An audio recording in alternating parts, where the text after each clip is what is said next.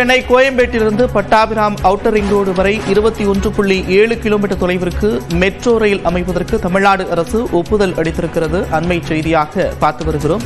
Chennai metro rail திட்ட விரிவாக்கத்தில் கோயம்பேட்டிலிருந்து Pattabiram outer ring road வரையிலான 21.7 kilometre தொலைவிற்கு மெட்ரோ ரயில் சேவை அளிக்க தமிழ்நாடு அரசு ஒப்புதல் வழங்கியுள்ளது.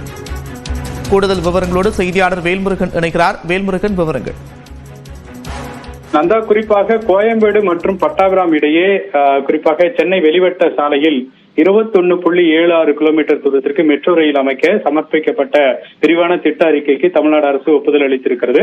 இந்த திட்டத்திற்கான ஒட்டுமொத்த செலவு அப்படிங்கிறது 9,928.33 கோடியாக மதிப்பீடு செய்யப்பட்டிருக்கிறது.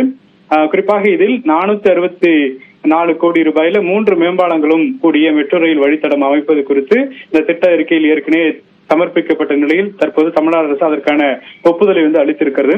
ஏற்கனவே சமீபத்தில் தான் கிளாம்பாக்கம் தாம்பரம், அதாவது விமான நிலையத்திலிருந்து கிளாம்பாக்கம் வரை இருக்கக்கூடிய அந்த மெட்ரோ ரயில் திட்டத்திற்கு அனுமதி கொடுக்கப்பட்ட நிலையில் தற்போது இந்த திட்டத்துக்கும் தமிழ்நாடு அரசு அனுமதி கொடுத்து அதற்கான அரசாணையை வெளியிட்டிருக்கிறது. நந்தா,